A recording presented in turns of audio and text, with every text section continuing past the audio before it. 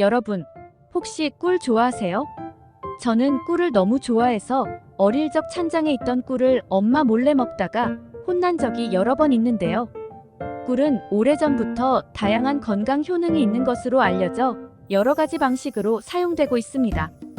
꿀에는 천연 항균 성분이 있어 상처 치유에 도움을 주고 면역 체계를 강화하는 데도 매우 좋습니다. 이는 감기나 독감 등의 질병을 예방하는 데 유용합니다.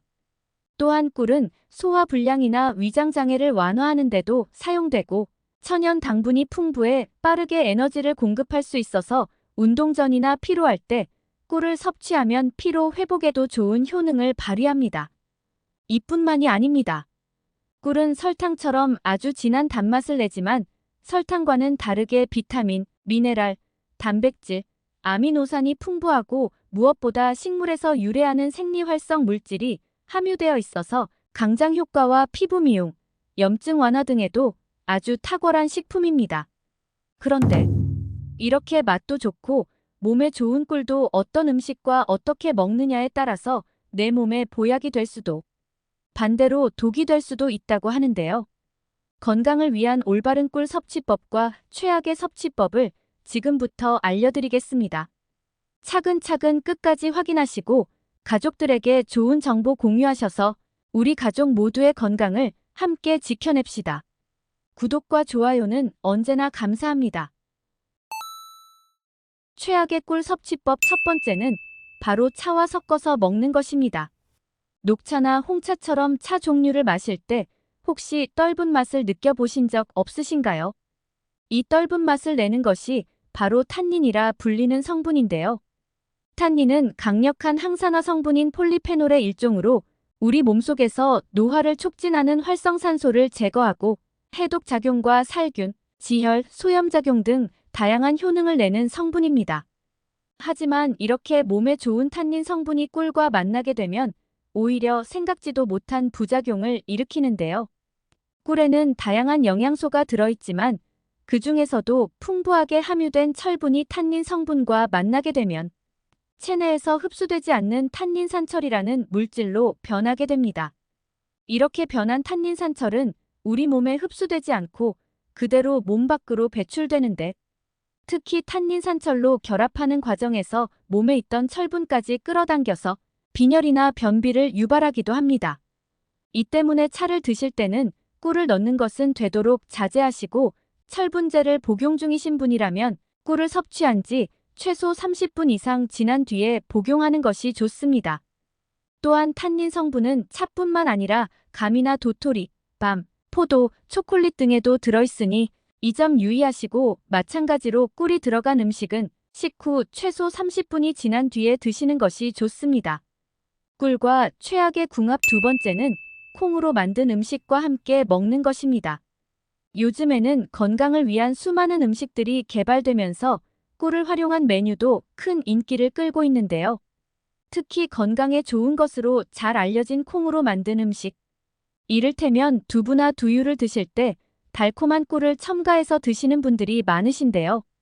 하지만 놀랍게도 콩 음식과 꿀을 함께 먹는 것은 의외로 최악의 궁합이라고 합니다. 우선 콩으로 만든 두유에는 우유보다 월등히 높은 단백질 함량이 들어있고 꿀에는 풍부한 유기산이 들어있는데요. 바로 이 꿀 속의 유기산이 두유의 단백질과 만나면 서로 결합하여 침전물이 생기게 되는데 이 침전물은 인체에 쉽게 흡수되지 않으며 소화기관에 부담을 줘서 음식의 소화를 방해하고 복통과 설사를 유발하기도 합니다. 건강을 위해 챙겨 먹었던 단백질이 가득한 두유와 꿀이 오히려 장 건강에 악영향을 끼친다는 것이죠. 콩이 들어간 반찬을 먹은 뒤에 꿀이 들어간 차나 주스를 마시는 것도 마찬가지로 소화기 계통에 좋지 않은 영향을 끼칠 수 있으므로 섭취 후 각각 소화 시간에 간격을 두고 드시는 것이 좋겠습니다. 꿀과 최악의 궁합 세 번째는 바로 양파입니다. 양파가 몸에 좋다는 사실이 알려지면서 한때는 양파에 꿀을 넣어서 만든 양파 꿀절임이 큰 인기를 끌었는데요. 몸에 좋은 양파에 꿀까지 더하면 더 큰 건강 효능을 얻을 수 있을 거라 생각되지만 사실 이 두 음식은 몸에 부작용을 일으키는 최악의 궁합이라고 합니다. 양파의 매운맛을 내는 휘발성 성분인 유화알릴은 혈관을 확장시켜 혈액순환을 촉진하고 혈당이나 콜레스테롤 등을 개선하는 유익한 성분인데요. 하지만 이 성분이 꿀과 만나게 되면 체내에서 가스를 생성시켜 심한 복부 팽만감과 함께 잦은 방귀 등이 동반된 만성 소화불량을 불러오고 양파에 함유된 비타민과 일부 식물성 화학물질은 꿀의 건강 효소가 활동하지 못하도록 억제해 꿀의 효능을 감소시키기도 합니다.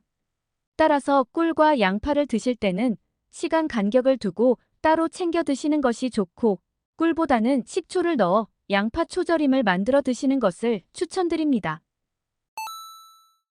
그렇다면 이와 반대로 꿀과 함께 먹으면 보약이 되는 음식은 어떤 것이 있을까요? 꿀과 최고의 궁합인 첫 번째 음식은 바로 마늘입니다. 꿀에는 설탕에서 얻을 수 없는 비타민 B1, 바로 티아민이라고 불리는 에너지 비타민이 풍부한데요. 꿀 속에 있는 이 티아민 성분은 마늘의 매운맛을 내는 알리신 성분과 만나면 흡수율이 무려 20배가량 더 높은 알리타아민이라는 성분으로 바뀌게 됩니다.